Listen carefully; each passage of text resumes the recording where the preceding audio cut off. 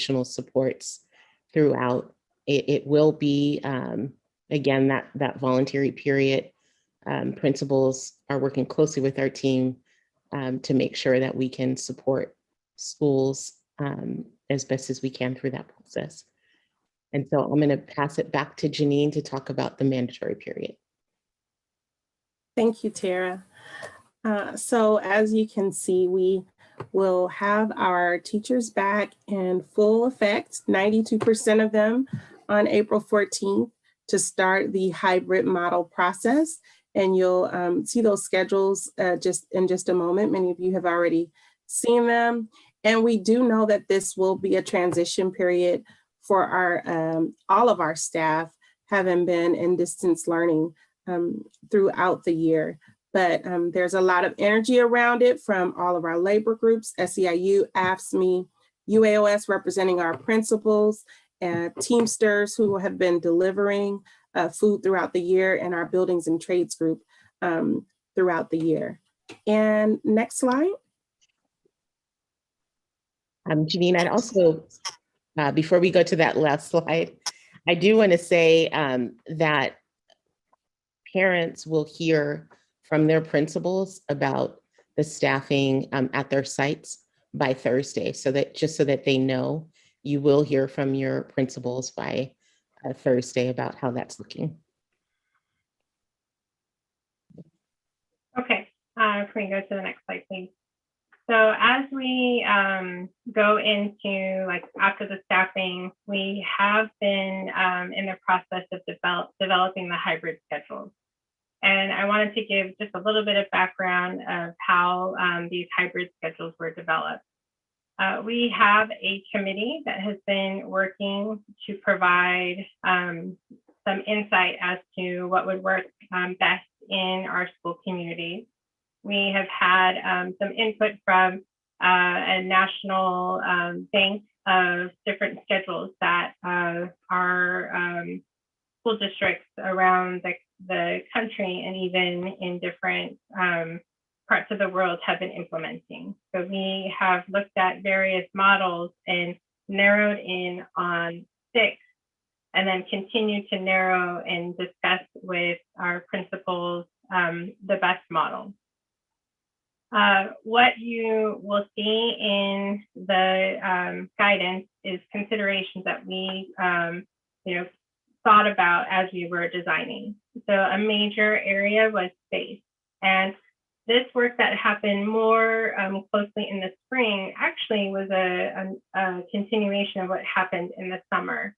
And there was guidance that was developed around how many students in each of our classrooms would fit given the current CDC guidance. We know that that is being adjusted. We know that there's a discussion about the 3 feet versus the 6 feet. And we are still working through that. We're closer to 4 to 6 feet in that discussion. But we developed a dashboard that took into consideration the square footage of every single classroom in our district and labeled how many students would fit into that particular classroom. So we know our space constraints. Tara just went through the staffing, and we know right now we're in the voluntary phase and we'll move into the mandatory phase. But we do have to consider what are the best models that we can implement given our staffing situation. And then of course, students, and many of you have been responding to the student intent to return form, which tells us if you're intending to be in person when we do hybrid instruction, or if you're planning to stay in distance learning. It's very interesting. You saw a report that we released, I believe it was now almost 2 weeks ago, of the results. And about half of our students are choosing to remain in distance learning. So it was really important, and this came up a lot in the considerations in our discussions, that we maintain a current distance schedule. That would be important, and that we wouldn't limit the amount of in-person instruction, but we would want to maintain that consistency. So space, staff, students were all a part of the process to develop the hybrid schedule. Now, I'll take us into the next slide. which is the hybrid schedules. We release these on Saturday. You can refer back to that email, and also when this this deck goes out to the community, you'll be able to click on the different schedules. You'll notice just how complex our entire school system is, because we do have different programs, and we couldn't just set one schedule for the entire district, because we do have different time considerations for those different grade spans. So we do have a preschool schedule for the general education part day. We have a preschool schedule for a full day, which is both general education and special education. We have an elementary hybrid schedule, an elementary special day class schedule, a secondary hybrid schedule, a secondary special education SBC schedule. We also have a young adult program, which serves our special education students that are from 18 to 22 years old. That is included. And adult education will start on April 19th. We are still in the process of developing those schedules.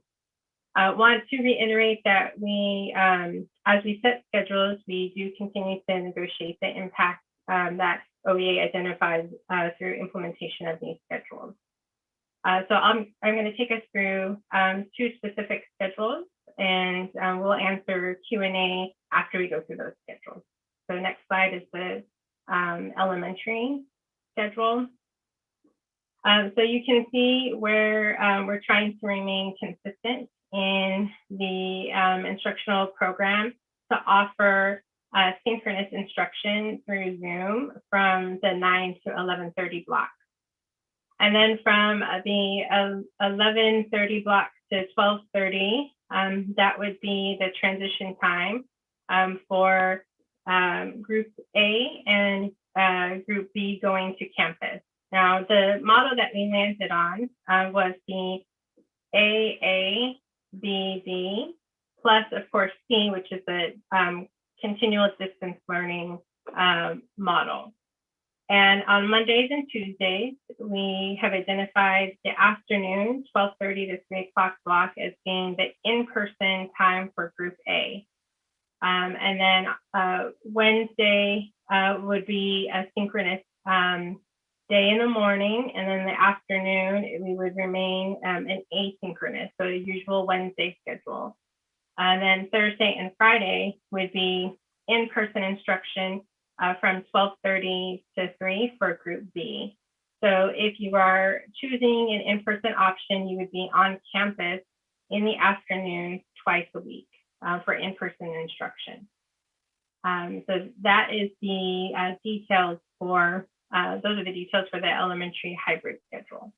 Now, we did, all of our school sites were provided this schedule. There are probably, here and there a little bit of staggering for the start times, but generally this is what we have, for our schools in terms of expectations for providing in-person instruction. But of course, a school site may vary by 5 to 10 minutes, and that's why you will receive more definitive schedules from your principal if you have not already. Next slide, please, is the secondary slide. Okay, so for secondary, we're talking about spring. I'll talk about the quarter system towards the end of the spring schedule. So again, we have identified our Monday and Tuesday schedule. Now, for the first part of the opening, it's important to understand priority groups. And we have labeled our priority groups as being students that, sorry, I have there we go. Students that are at risk for abuse, neglect, or exploitation. This is the language from SB 86. Students that are attending below 60% of the week, English language learners, unhoused students, homeless students, foster youth students, students without secure technology and internet access, Students who are in an SEC class who spend more than 50% of their day in a self-contained setting. So those are the students that we consider to be priority students. And those students are the target group for the secondary schedule. Plus, under SC 86, we had to identify one grade level for inclusion in the in-person opportunity. And we recommended and landed on 6th grade as being that grade for priority students. So what you see in the green, the light green shaded areas are the in-person opportunities for students. Now you're still labeled or grouped into the groups A and B. So that is still an option, but you would get an assignment if you opted in for in-person. You would be assigned to either a group A or a group B. And it would work as an advisory schedule. And that is the focus for those opportunities for in-person instruction.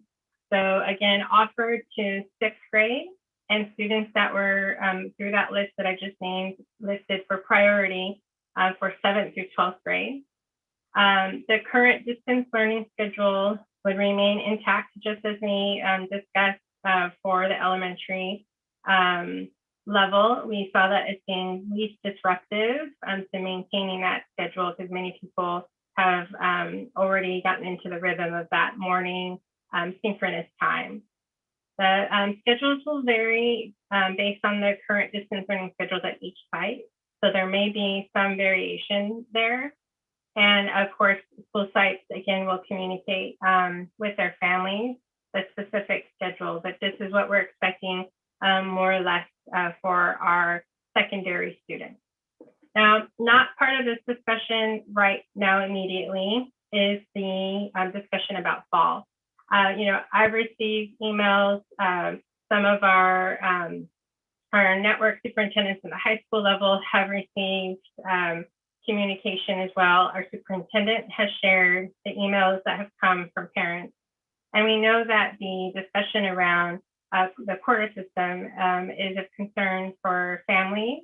And what we're going to do is offer an opportunity for families to meet with us in a slightly smaller setting to hear the concerns. It'll be open to the public, of course, but we would have just a specific discussion on the concerns around the quarter system. We know that the way it was implemented this year didn't work for all families. There's especially concern around the advanced placements of the AP courses, certain math courses, and our world language courses not being all throughout the year.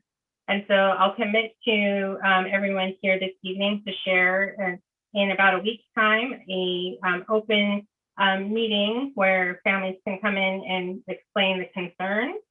And then we would turn around with hearing your concerns to consider what was raised during that session with you. So just wanting to acknowledge that we've heard from families that the quarter system didn't work for all students. We're open to the discussion and refining that. That way we make improvements into next year. And I'll be messaging out when we can get together as a smaller group that's interested in the quarter system. So with that, here today, and I should have said this earlier, I apologize. Monica Thomas is an elementary network superintendent. She, along with a couple of principals, really led the design for the elementary schedule, elementary hybrid schedule. And Nicole Knight, along with network superintendents and for middle school and high school, and some principals that led the development of the secondary schedule. So we're all here to answer Q&A, and I'll hand it to Jody so that way we can have more of the discussion, but we're here to answer and listen to the feedback from the community.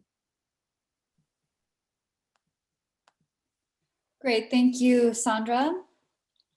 So we, as you've seen, a lot of the questions have been answered in the Q&A, and hopefully you can see all the responses. And I'm going to pull out some of the common questions that I see in the Q&A. And also at this point, you can raise your hand.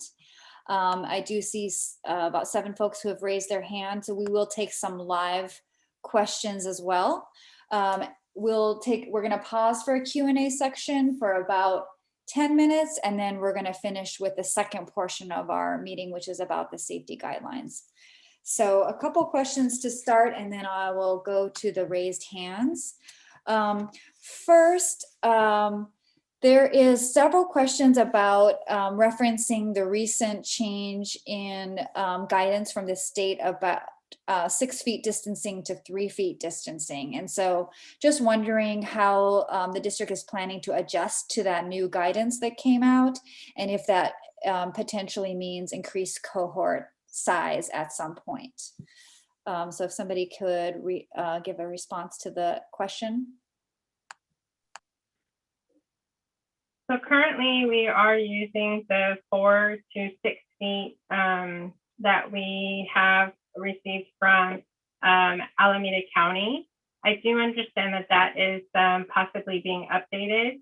And I think that in the next section for our safety considerations, that can be cleared up with Salja's help, because she has her finger on the pulse when it comes to all of the safety concerns. But as of right now, we have still been using the 4 to 6 measurements until we're directed from Alameda Public Health to adjust.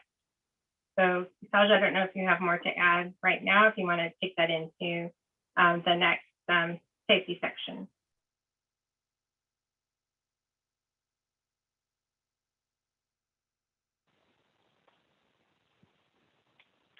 Can you hear me? I will address that in the safety section.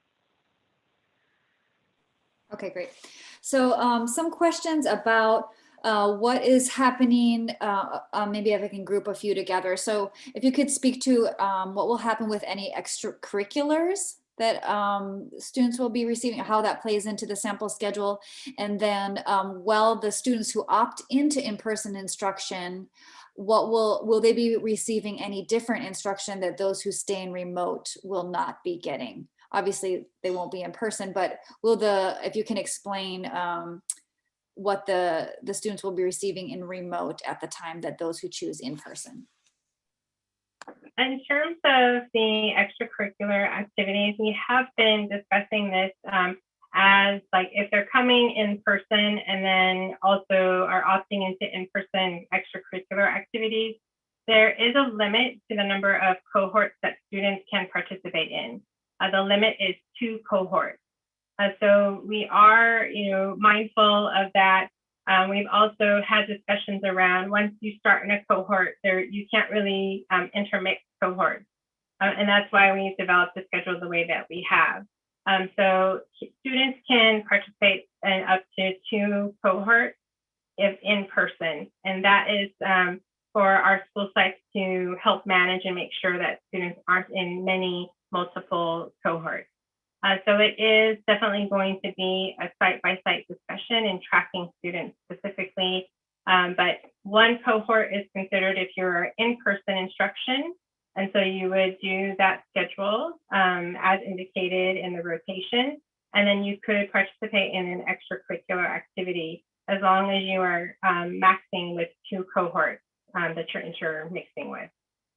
So that's the first part. And Jody, what is the okay, so in the afternoon, when students are in person, the question is, what is the instruction going to look like for students that are at home in distance learning? So as usual, they would be doing asynchronous instruction. And then as we continue to develop and refine the model, we want to add more small group instruction opportunities.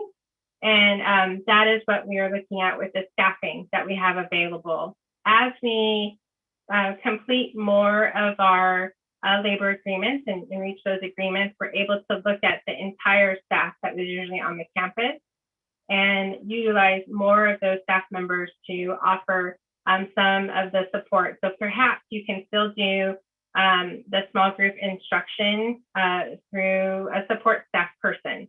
But most of the time it would be for asynchronous instruction in the afternoon. Okay. There are a couple questions about IEPs for students with special needs. So we also have our Executive Director of Special Education here, Jennifer Blake. So perhaps these will be for you or Sandra, Ms. Aguilera. So the questions are, what are the supports? How will students continue to get supports with their IEPs given this hybrid schedule? And then is there any preparation if a substitute will be doing the accommodations? How will substitutes be prepared to deliver those supports? Absolutely. Good evening, everyone, and thank you for those questions. As it pertains to the first question, in terms of, or the second question I'll start with rather, in terms of substitutes, we will be making sure that substitutes have copies of the IEPs at a glance for the students who will be participating in their group, as well as making sure that they have lesson plans that are provided by the teacher. Our teachers who are unable to return in person will continue to provide distance learning support and will also continue to lead the instruction of the group in accordance with students' IEPs, thereby being able to provide direction to the support staff and to the teacher. And Jody, if you could remind me of the first question again, was it just around how services will be provided? Great. So in terms of how services will be provided during this time, we do have students who are participating in specialized programming for 50% or more of their day that will be returning to a school day that is almost a full school day, 4 days per week, with 1 day per week dedicated to distance learning instruction exclusively. For students who are in resource or inclusion-based programming or who have related services such as speech, we will be working with our providers to build schedules that are hybrid schedules. This will mean that they will have the maximum amount of in-person instruction possible using the small cohorts that are stable. And some students will continue to receive service in distance learning via virtual modality as well. But all of our related service personnel will be returning at the same timeline that was just shared in the presentation, and we'll begin working with students in small groups in person at that time as well. Great, thank you. I'm going to take one more question that's a theme I'm seeing in the Q&A, and then I'll go to some of the hands raised. So this question is about when will families know about whether or not their teacher has opted in for that initial phase? And then I'm going to link it to another question that's somewhat related, but don't worry, I'll remind folks who are answering the questions. Will families have the option to change their choice, either to choose into in-person or to choose out of in-person at any time? So two questions. So I can begin to answer that question. So Ms. Gard did share that Thursday is our date where we will share that information about in-person instruction at school sites. And so that's where families will receive the most information about who is returning and who is not returning and what will happen next. So we plan to have that ready for Thursday. We are still working through some of the details with our principals and the area superintendents are going site by site to do that planning, and we're almost done. So that's why we were saying we'll be done with that by Thursday. There has been some confusion, and we can make sure that principals hear this message as well. We've had, many Friday morning meetings around these different topics, but the details, there's so many that we just want to make sure that everybody is clear on this option around, I said this on my survey, but I want to change my mind, and that is okay. You can definitely choose to opt in to in-person instruction if you chose distance learning. You can make that change. The biggest thing that we are stressing, and the reason why after the first week we wouldn't accept any more students, is because of the cohort. We have to make sure that there's not a lot of intermixing during the cohort or in the cohort, because that's where we want to just avoid students coming in and out because of the safety procedures that we know will help mitigate the spread of coronavirus. So that is why we are going to be strict about, once you make a decision on March 30th. You will stay in. Of course, if you decide you don't want to participate, you can always exit, but we will not be able to take more families in after that first week. And then that will be stable until April 19th, which is another avenue for people to enter and opt in for distance learning. And again, we would keep it stable. And I think Salja will go through those cohort details more in depth when we get into the safety section. But it is possible. If you're having trouble with that, you can reach out to myself. We have many avenues for you to give us that feedback and ask these questions. And we're willing to help that out at your school site if it's not clear how to make sure that you change your option to come back in, or if you want to come in for in-person learning, but you previously said no, you did not want to participate in in-person learning. Great, thank you. Okay, let's take a few questions from the people who have their hands raised, and then we'll move to the second portion of our meeting. So Delia Araujo, you should be able to unmute yourself now and share your comment or question.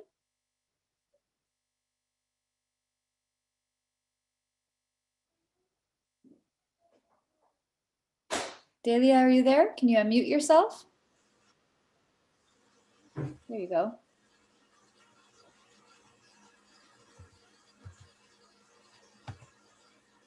We can hear you. Do you have a question or comment?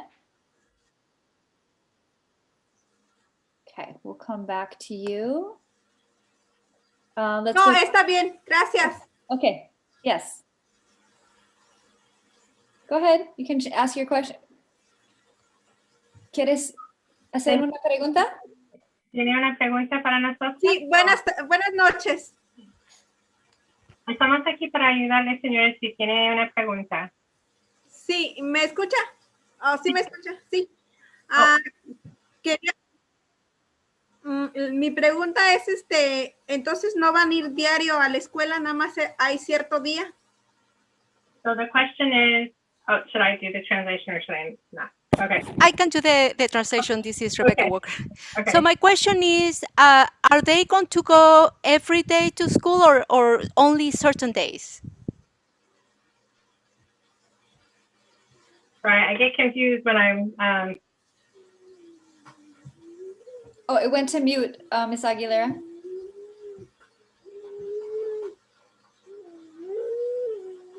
Oh.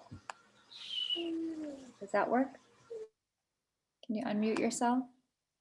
I can't. Oh, okay. Okay. Let me see if I can work that out. there we go. I think There it okay. is. Good. Sorry, I was saying that I was translating again in my head, so I'm sorry about that. If you are in, if you chose in-person instruction, you would be assigned to either a group A or a group B. So it depends site by site how many students are saying they want to come to in-person instruction. We have seen it where a full school, a full classroom wants to come back for in-person instruction. So it would be half of the class in group A and half of the class in group B. And then if it's an A-B rotation, the child would come to school twice in that week. Now, I have seen, and we've been working with principals, I have seen that the in-person demand of the people that want to be in person is a smaller number. So it is possible that a classroom could be most of the week in person for that block of time. So it will vary depending on the demand at your school site of how much time is allocated, how many students wanted the option for in-person instruction.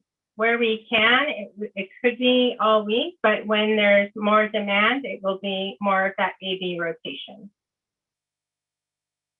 Great, thank you. I'm gonna take one more question and then I'll come back to all of you who have your hands up, keep them raised, but I wanna get you the safety information too. So right now, Stephen Valadez should be able to unmute yourself.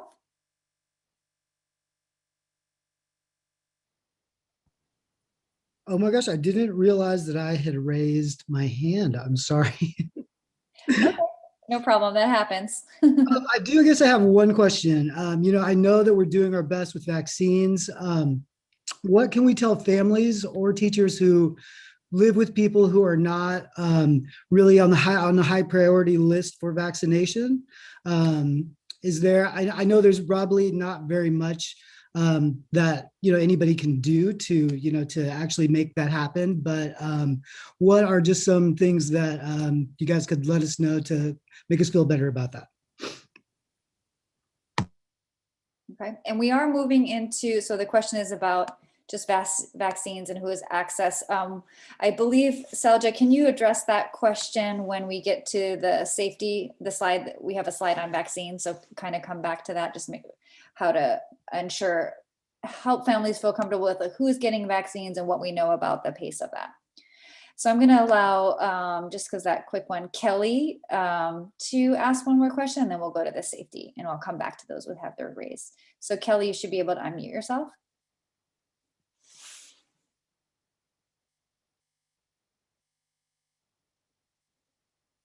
Kelly, are you there? Can you click unmute?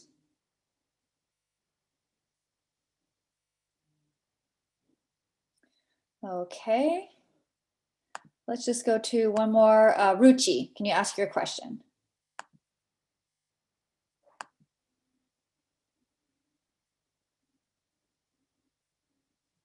Okay, I think some people may not have been aware. Ruchi, are you still there? Do you want to ask your question or share your comment?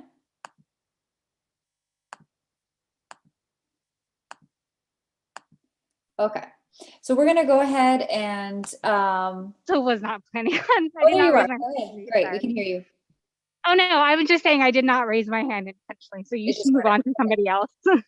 Okay, well, let's go ahead and give you the rest of the information, everyone. So we're going to go back to the presentation. Those who still have your hands raised, you can keep them raised, or you might want to double check and see on your picture if you have a hand raised, to make sure, since there's several of you who accidentally raised, you can lower that if you don't want to ask a question, but we'll come back to you after we share our safety portion of the evening.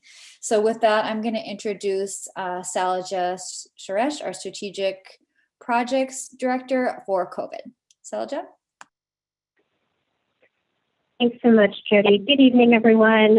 Thank you for being here after a very long day in what is a very long year. I appreciate you being here and speaking up and just really participating in this process. I'm going to go over the safety plans that we have in place here in OUSD. I'm going to go relatively quickly through the slides so that we have more time for Q&A and talk a little bit throughout this time period about the shifting guidance from the state and the county as well. So this is some guidance from the state and the county. So this is guidance that I'm sure many of you are already familiar with, of the 4 colored tiers that describe where we are as a county in terms of COVID spread, and that has guidance around what is allowable. So we are currently in red. Trends look good. We are, doing well currently with decreasing COVID in our community, getting vaccinated. So there is a good possibility that we might be moving into orange relatively soon. And so the state has a series of guiding documents for schools that are reopening, and the county also has a set of guiding documents for schools that are reopening. And so I know that many of you in the chat have raised the issue of the CDC changing their guidance recently from 6 feet to 3 feet for social distancing. That usually takes some time to then filter to states and then to counties. Our county today updated their guidance to change from 6 feet to 3 feet. For right now, all of our schools are still operating and planning for the 4 to 6 feet distance because that is what has been the guidance up until today for Alameda County schools. And that doesn't mean that it will change again in the future. All of these guidelines are likely to change and to be updated in the future by the county, by the state, by the CDC, and by local jurisdictions as well. So that guidance will also potentially change in the future, but as of today, we're still following the guidance that has been what Alameda County has been recommending, which is 4 to 6 feet. So that is how our classrooms are being set up and what we are thinking about, at least for next week. Next slide, please. So just kind of high-level overview of the model that we've been following. A lot of folks have been talking about this in the public health sector. Our doctors from UCSF that have been working with us describe just, the various mitigation efforts that we have in place in schools to prevent the transmission of COVID in our schools. Is a little bit like multiple layers of Swiss cheese, right? That any one of these layers individually isn't sufficient, but when you put them all together, they're actually quite a strong barrier in preventing transmission. And that really begins at home, right? It really begins with making sure that students and staff do not come to school if they are feeling symptoms that might be related to COVID, if they've had an exposure to COVID, obviously if they are COVID positive. And then all of the things that we'd be expecting at school, like masks and like improved ventilation and like physical distancing, are all of the multiple things that we would have in place within the school building in order to reduce the risk of transmission once students actually do arrive. Next slide.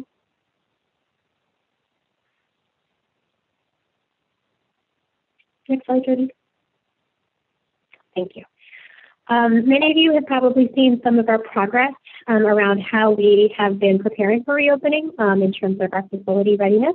So we've had a public dashboard open for a little while. This reflects the work of hundreds of individuals across our school sites and our central offices in terms of preparing our schools to reopen. So that readiness dashboard is updated on a regular basis, and you can go to your individual school site and see, have my rooms been set up? Have the air purifiers been placed? Have the stickers gone up, and have the filters gotten upgraded? So you can sort of see about 15 or 16 different metrics for each individual school site and see the state of readiness there.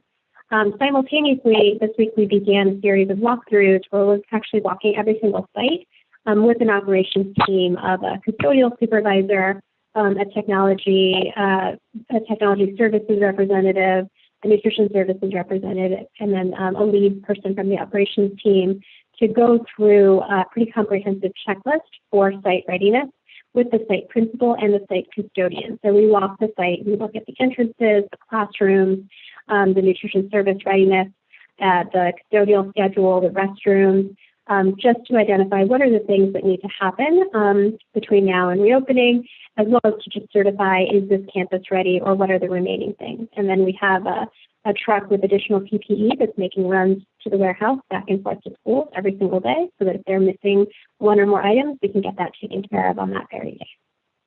Next slide. So as I was mentioning on the Swiss cheese slide of sort of whose responsibility is it to make things safe, right? And really this is an ecosystem, right, that we are in a district where there are multiple individuals at the school site, at home, at central offices, that everyone has a part to play in making sure that our students are safe and that our schools are safe. At campuses, we have individuals who are directly responsible for making sure that there's PPE on hand and making sure that people are doing their symptom screening, making sure that there's that the safety procedures are being followed. Similarly, there are folks in the central office whose job it also is to do regular walkthroughs to make sure that things are happening in accordance to our guidelines, to make sure that people are following the procedures, that we're keeping enough PPE on hand, and that the school is getting the support that they need in following all of these new rules and regulations that are new to everyone. And of course, we have to be in partnership with our students and our families, again, to make sure that the following of these guidelines, the teaching of these guidelines is being reinforced at home as well as at school. Next slide.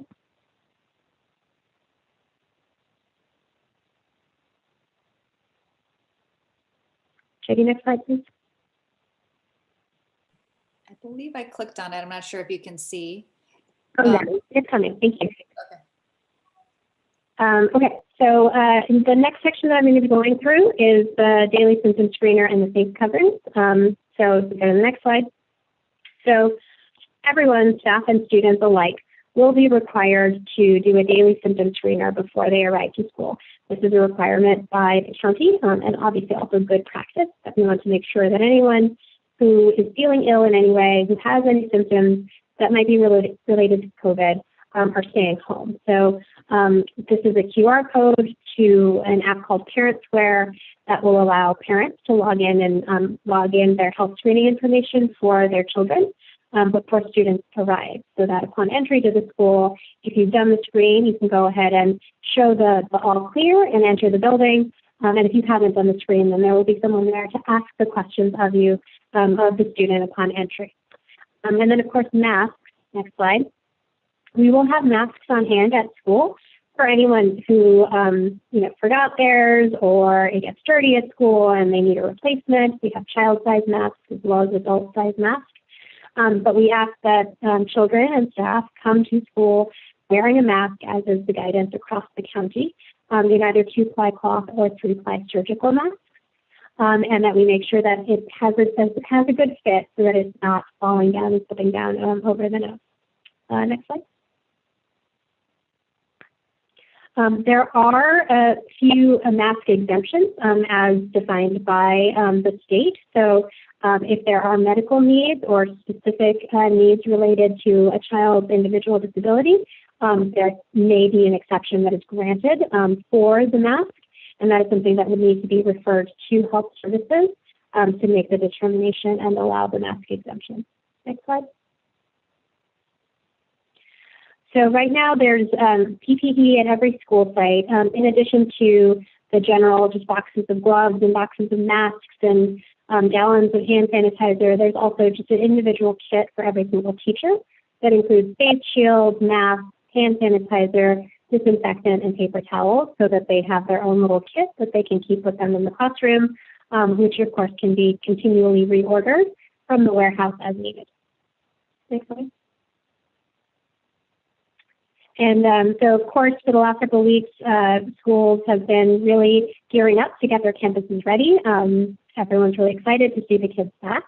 And so let's talk a little bit about what that campus setup looks like. So on this next slide, you'll see sort of what it looks like when you might arrive to your school. You might come in the school through a different entrance than you're normally used to coming into. I was doing a walkthrough at a site today, and we were identifying about 4 different locations where different grades might enter, so that the students, A, don't have to stand in long lines to do the symptom screening, and B, to reduce the possibility of students intermingling in different cohorts. So that is some of the work that's happening at school sites right now, to think through which are the different entrances that need to be used and for which students, and how do we make sure that they're each set up appropriately with hand sanitizer and signage and all of the things that need to happen for the students to have a safe entry to campus. And one thing I will also just point out is that we would be asking families who are coming, particularly with the little kids, to come up to the entrance to make sure that they are checked in and all clear with the symptom screener before dropping them off, as opposed to coming on campus. We're trying to limit the number of people on campus, again, to just ensure fewer people, greater stability of cohorts, and less intermingling and potential transmission of anything. Next slide. So at each entrance, there will be an individual who is doing that screening. If families have done the screening ahead of time in ParentSquare, they'll be able to just show that screening and come in. And if they haven't, they would be asked the questions at the entrance. Next slide. So we have these stickers that are that have been put up at schools, on walls, on doors, on floors. They're adhesive, and so they're available for teachers as well to use in the classroom as teachers are coming back to set up their classrooms in the next few days. Next slide. As we're walking the sites this week, we're also taking a look at classroom setups and looking at how far are the seats, and let's go ahead and measure it. And how many students are you expecting to have back in this classroom? And so how far do they need to be sitting from each other? Are you going to be using a rug for rug time? If so, how can we use masking tape to indicate where students might be sitting?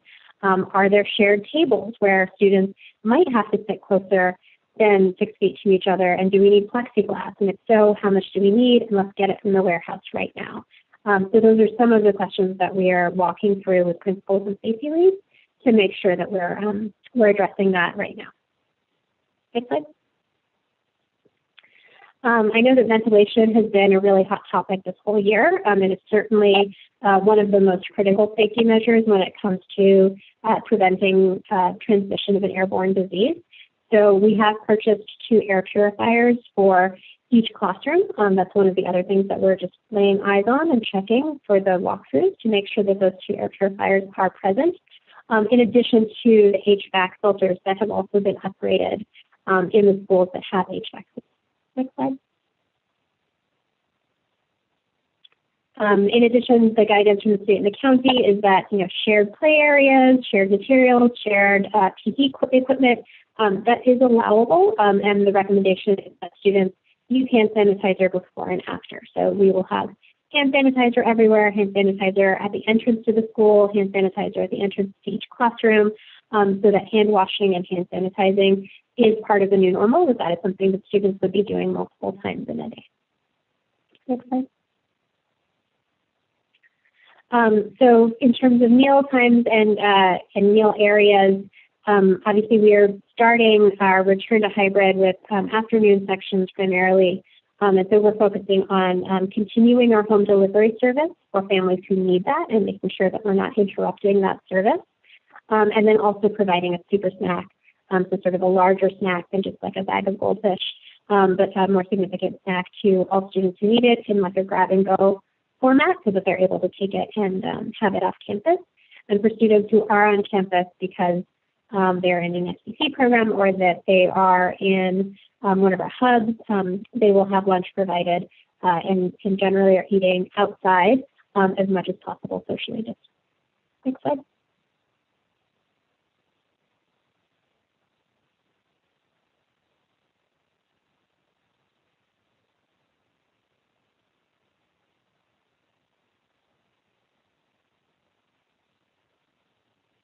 Next slide, Jody. On my side, I clicked, there might be a little bit of delay. It's on isolation wellness. Okay, thank you. Great. One of the other questions on the walkthrough checklist is also just making sure that each site has an isolation or a wellness space set up.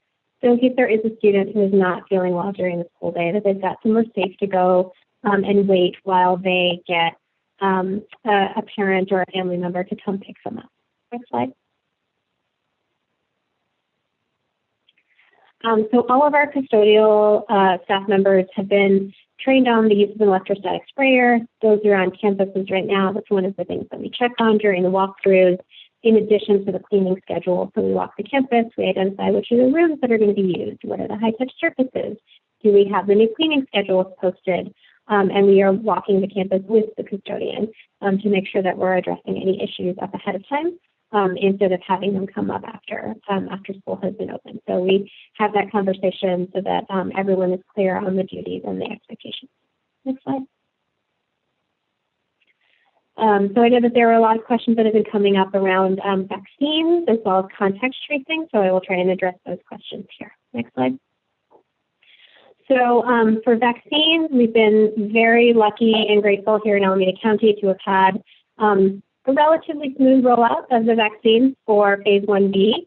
So at this point, all of our staff who want the vaccine have access to it, and our talent department has stepped up to support any individuals who've had trouble finding an appointment to be able to get the appointment and get their vaccine.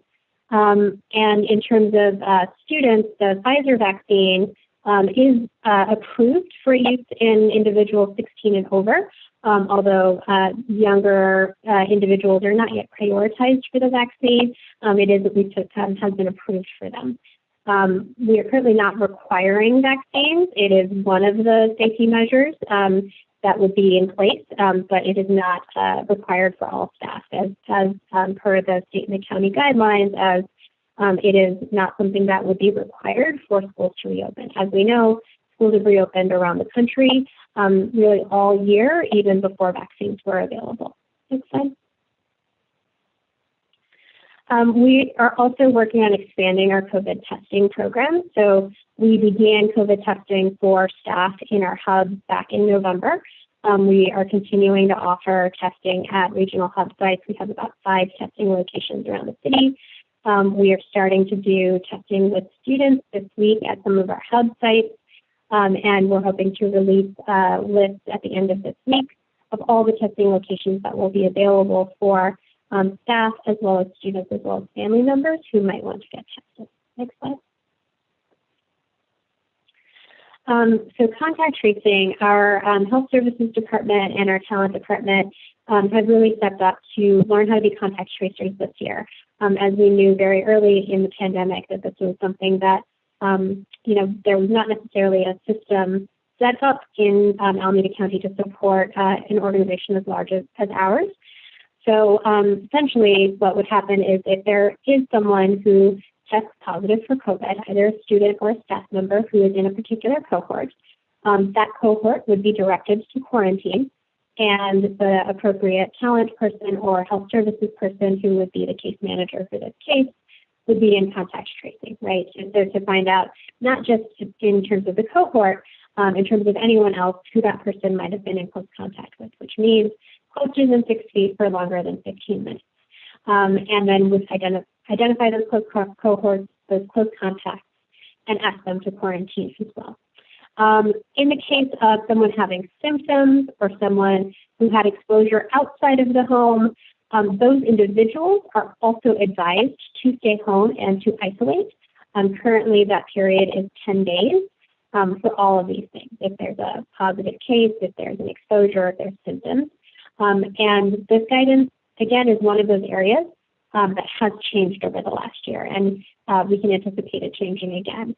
But if there is a case, principals are asked to report it to talent or to health services. The contact tracer follows up on it and then is in communication with the individual as well as all of the close contacts to tell them what are the next steps and how many days a quarantine might need to be issued for.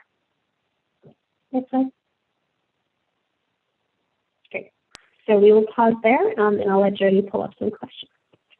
Okay, great. Thank you so much, Salja. So a couple of questions about symptoms. So given this time of year when there's a lot of allergies, how will staff or how are we be tracking symptoms for illness versus allergy? And then if I could just tack on that, will staff, in addition to students, be having the symptom checker before they enter campus? Yes. So, so staff and students will need to do their symptom screen before they come to campus each day. And in terms of like allergies versus COVID symptoms, I have a young son, he's going back to school soon, he has terrible allergies. And the question from the county is phrased as, are these new or different symptoms? So these are not symptoms that you live with on a daily basis. A medical note, something that says that like this is not COVID related, this child has allergies, is something that then will help the school differentiate between whether this is COVID or whether this is just another symptom that is unrelated to COVID. Okay, and then also one more, and I don't know if this is you, Salja, or if this is you, Ms. Blake, but a question of students who have IEPs and are taking transportation to school, so they don't have their parents or guardian dropping them off to fill out the tracker. How will they be doing their symptoms tracker or screening before entering the campus? I'm happy to speak to the transportation part, and then maybe Salja, you can address the symptom screen for school. Our transportation vendor has a symptom check that will be a part of every family's daily routine on special education transportation for every child that has it indicated in their IEP as a related service. It is a online form that asks the exact same questions as the form that will be asked for all students when they arrive at school. And that form will be every day in advance of the ride. Students who have the questions indicated as yes for any symptomology or exposure to COVID-19 will not be picked up on the route for that day. In addition to that, the buses are taking other safety precautions, such as ensuring the buses are ventilated, working at reduced capacity, having masks on for students and driver, of course, and making sure that we have students on assigned seats that allow for distancing. Okay, thank you. Couple questions about vaccines. One, can you clarify who is able to get vaccines, if it's just teachers or if custodians or other staff on campus are able to get vaccines as well? And then secondly, is there ever going to be information for families about how many people on a campus, how many staff have gotten their vaccines, or is that HR, like personnel info we can't share? Yeah. So I can answer the first question, and I'm happy to try to answer the second and defer to Tara as well in talent. So the first question is that yes, if you are a custodian, if you are a principal, if you're a professional, whatever role you play within the ecosystem of the school, you are eligible for the vaccine. So we have been trying to help all of the individuals, all of our staff members get access to the vaccine. And then to the second question, that is protected health information. That isn't anything that we would be releasing. But Tara, is there anything else you want to add about that? No, you got them both correct. We won't be releasing that information. Thanks. Okay, thank you. Let's see, I'll pull a couple more questions from the Q&A, and then I'll go to some live questions and then back to the Q&A with our time we have left. I know you shared, Selja, a lot about different people on staff and different ways that we are going to be monitoring the safety protocols. Can you talk about what support teachers will have in ensuring the 3 feet apart or ensuring the social distance in the classroom? Yeah. I mean, really, that's one of the things that we're looking up in terms of the physical layout of the classroom to make sure that, like, physically the furniture is set to be 6 feet apart. And then that's also part of the reason why we are doing the hybrid schedule of the A's and the B's, is so that is reducing the number of students who are in person any given day, as opposed to all 20 or 30 students in at one time, where it would be a much greater challenge to maintain the distancing in that case. Okay. And the next one are about the filters. Have the filters in the HVAC systems been replaced, or can we share a little bit more about how the air purifiers and filters have been checked at the sites? Yeah.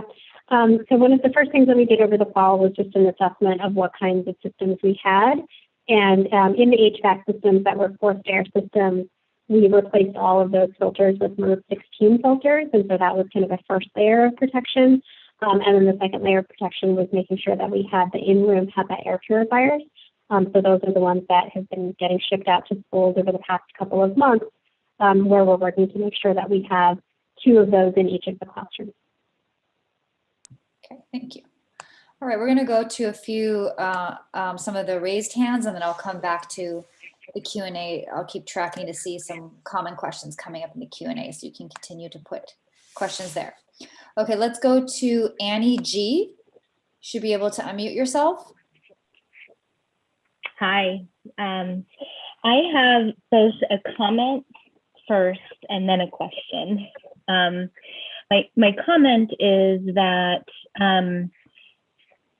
the last results that I saw from the family survey were that over half of the families stated that they wanted to go back in person.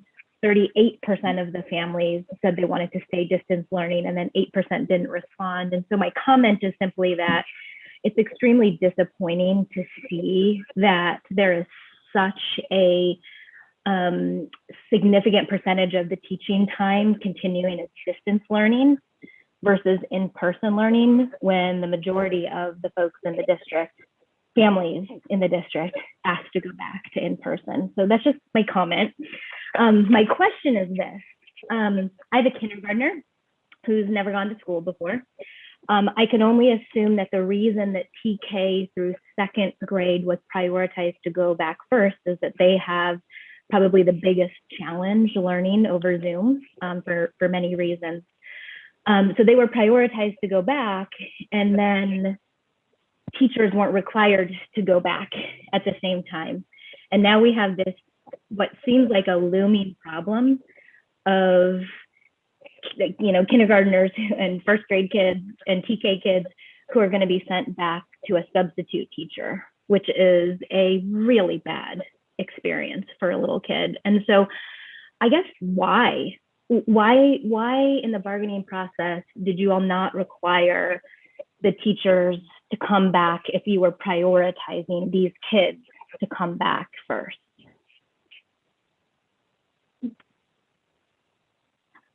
I can answer that, and that is a great question. Thank you for asking that question. So we understand that you're right, a difficult situation. We really wanted to phase in and start the launch of reopening, and as you can imagine, it took a lot, and it's taken a lot for us to get to that point. And one of the things that has been raised as we just discussed with our labor partners is the ability for some agency and choice for teachers to be able to get their feet wet and get started. So while we could have just launched school on April 19th district-wide and just started there, there was a really big push to allow for groups to start early, to get started optionally. So it's a 2-week period, 1 week before spring break and 1 week after, and then all teachers will return. And we will be providing more information about the specifics at each school site. If there isn't enough opt-ins, what will be the scenarios there, and perhaps that will better inform planning and help with conversations with families around that. So thank you for that question. Thank you, Janine, and thank you, Annie G. Next person to speak is Monica. Monica, you should be able to unmute yourself.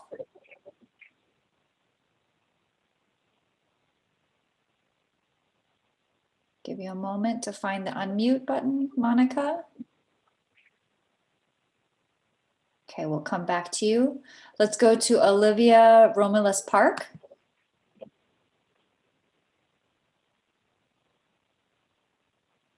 Olivia, can you unmute yourself?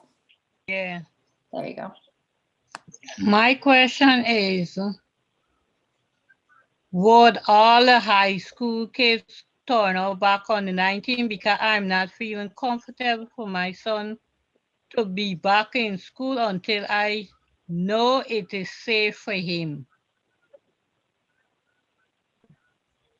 Okay, thank you for that. I think your question is, will high school students be asked to go back in person because you're feeling unsafe for him to go back? Yeah. Can he go to Oakland I?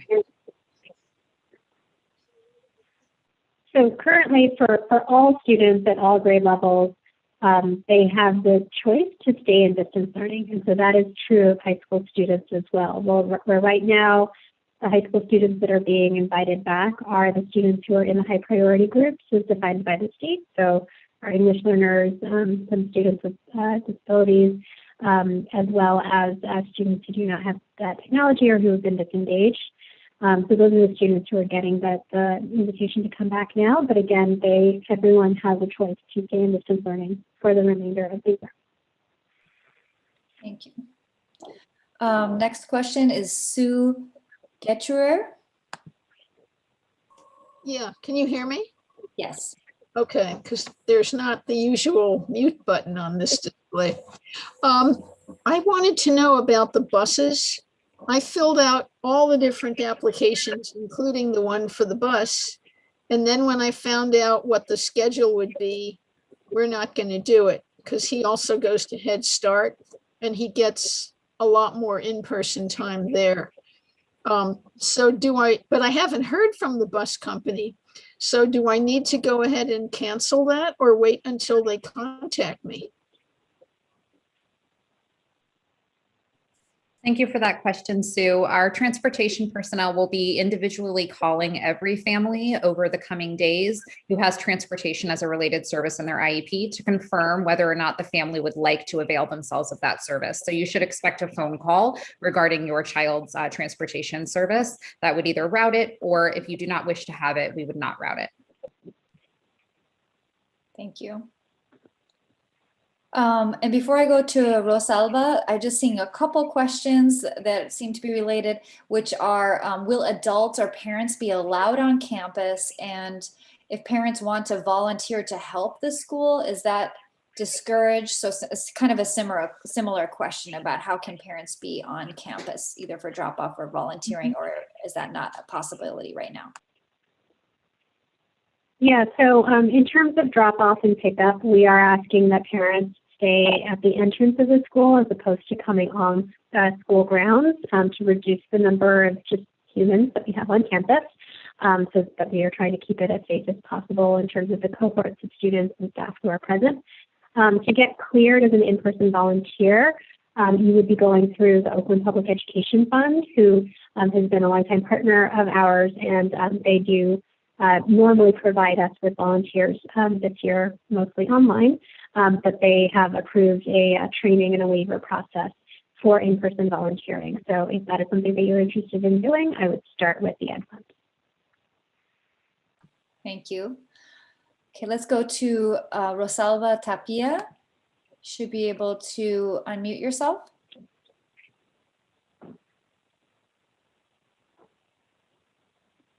Rosalba Tapia, if you can click on your microphone. Sí. Hola, buenas tardes. Buenas tardes. Yo tengo un comentario más que nada. Yo tengo un hijo que está estudiando ahorita el 11 grado en Oakland High. Él es estudiante de EIP. Y yo estoy resuelta, y mi familia también, a mandarlo hasta el próximo año escolar a la escuela, porque no me siento cómoda en mandarlo en estas circunstancias. Y aparte, que no estoy con confianza de cómo me lo van a tratar en la escuela por medio de la pandemia. No sé si están preparados realmente ustedes para asumir esta situación, ya que sabemos que los estudiantes no pueden estar lejos uno del otro menos de 1 metro, si son amigos.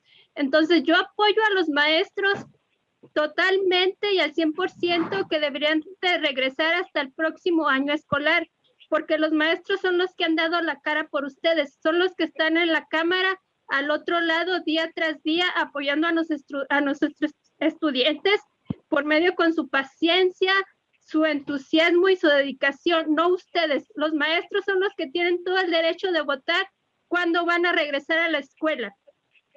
Es todo lo que quiero decir. Thank you, Rosalba. Can we get an interpretation for the comment? Sure, absolutely, I'm ready. So it's more a comment than a question. And I have a student in Oakland High in 11th grade, and he has an IP. And I want to say that I feel very strongly that students should go back to school next school year, because I don't feel that under these circumstances, I don't trust that he's going to be safe at school. And I don't know if you're really, truly prepared for this. Like, for example, they have to be 1 meter apart, and I don't know if you can do that. So I support 100% the teachers that you should reopen schools next school year, because they are the ones that they are giving their face. They are the ones that are doing all this work, and they are behind the screen, not you. So I completely support the teachers to reopen next school year. Thank you, Rosalba. The next attendee is Ashley Guido. Hi, can you guys hear me? Yes. Okay, I actually kind of have 3 questions. I'm hoping that they'll be quick. For the first one would be for like parents with work schedules that won't work for the in-class learning. Will that be likely to change this year, or do you think that probably won't happen until next year? And I'll just keep my kids in distant learning full time. The second one will be for schools that have like very limited parking or no parking, as our schools do. Will there be a drive up, drop off option like they normally have, or is that not an option currently? which I completely understand if so. And then another one will be if they are required to quarantine, will that be counted as like a missed day of school, or will they kind of just be grouped in with the strictly distant learning group? And will the teachers kind of let us know where to go from there? Yeah, I'm happy to answer the last two questions and would defer to Sandra around the scheduling question. So for the drop-off area, that's kind of one of the purposes of doing these walkthroughs this week, is to figure out how exactly we want the entrances to work, because every campus is just so different. So I know in some of the hubs that have been running, they still do like a rolling drop-off, and they ask the parent to just like show the clearance on their phone of like, hey, I did the symptom screen, the kid's good, am I good? And they just like do a little hand symbol, and then they drop the student off. And so I think the sort of physicality of what the entrance looks like is going to vary just campus by campus based on how many students they have, and like you said, the parking. And then the second question, or rather the third question that you had, was around the quarantine period. So, you know, distance learning is still happening, right? And it's still, for many students, the kind of base model of instruction. And so if a cohort is ordered to go into quarantine, distance learning would be then the default for that 10-day period, so that students aren't completely missing out on instruction during that time period. Okay, and Selja, can you repeat the question for Sandra to the one about the schedules? Yeah, I think it was a question just around, you know, parents managing their work schedules. And, you know, right now the schedule is a couple of hours in the afternoon, and just sort of forward thinking and support for parents in figuring out how to plan for the rest of the year if that schedule is likely to move or not. So we're treating the March 30th and April 19th as starting points. And we do understand that the schedule is not ideal for our working families.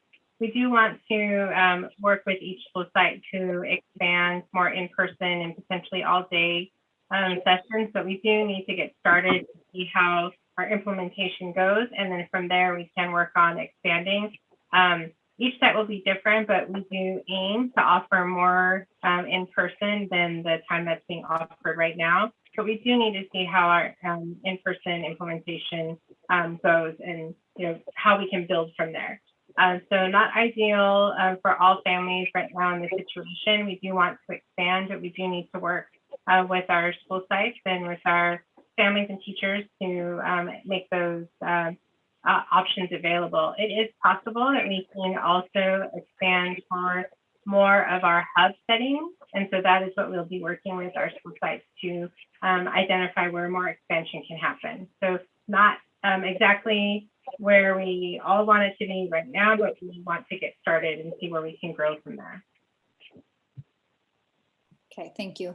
And unfortunately, we are at time. I am going to take one more speaker, and those who have your hands raised, if you can continue to type in the Q&A, your questions or comments that you weren't able to share in this meeting. We are going to save all of the Q&A, and we do have this recorded so that we can share with other families, and then all the questions that we weren't able to answer, we're going to save and continue to inform our future communications with families and our future planning. So Mona, we'll go ahead. You'll be the last speaker.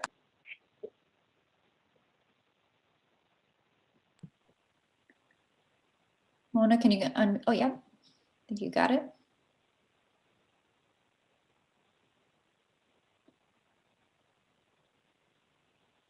Mona, do you have a question or a comment?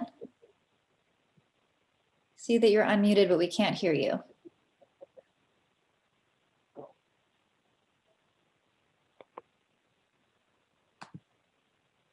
Just give you one moment. Mona, are you there?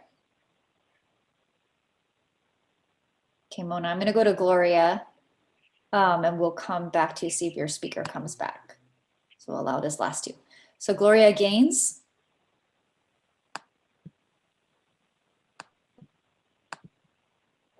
Gloria, can you unmute yourself? I apologize. I didn't mean to have my hand up. Okay. So getting to a few more people on the list. So the next speaker is, I just see AB. Can go ahead and unmute yourself. Yeah, can you guys hear me? Yes. So if families want to modify their in-person schedule days, can they do that? For example, if the regular in-person schedule for their children is 4 days a week, how can they modify that?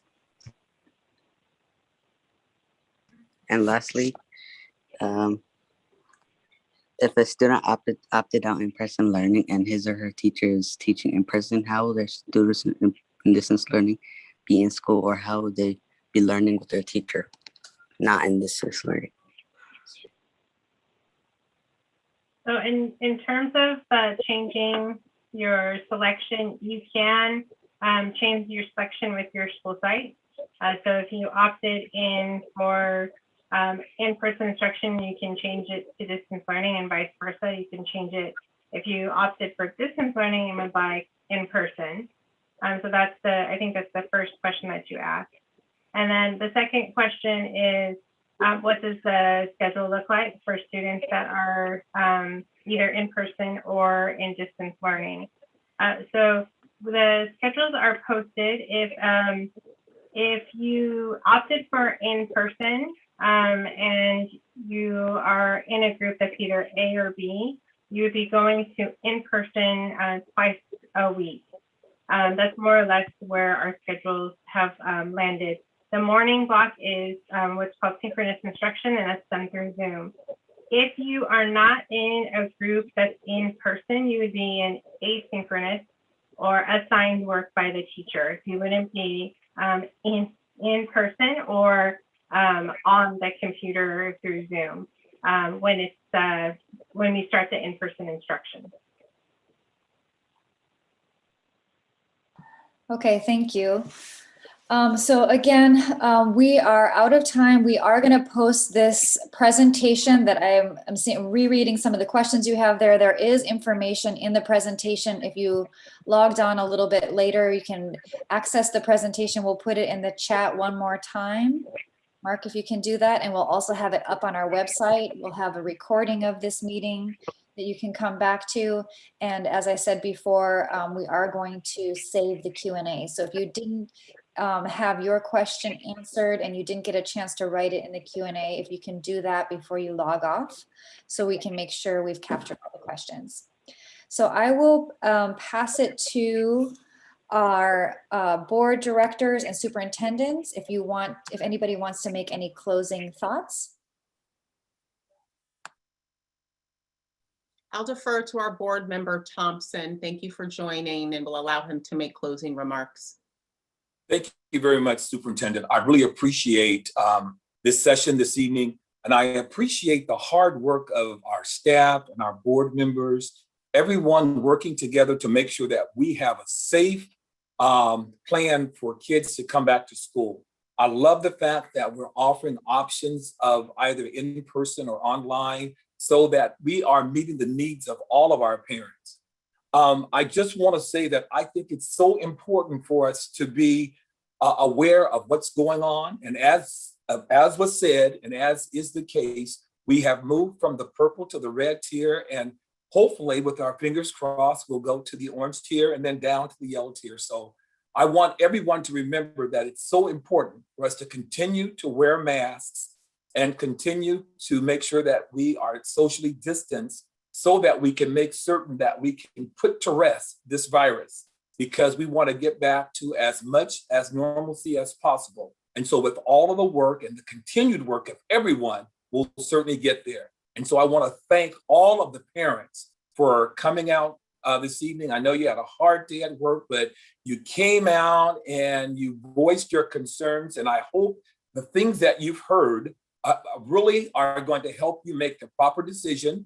And I want to invite you to continue to contact our school district because people really want to talk to you and help to allay any of the concerns that you might have.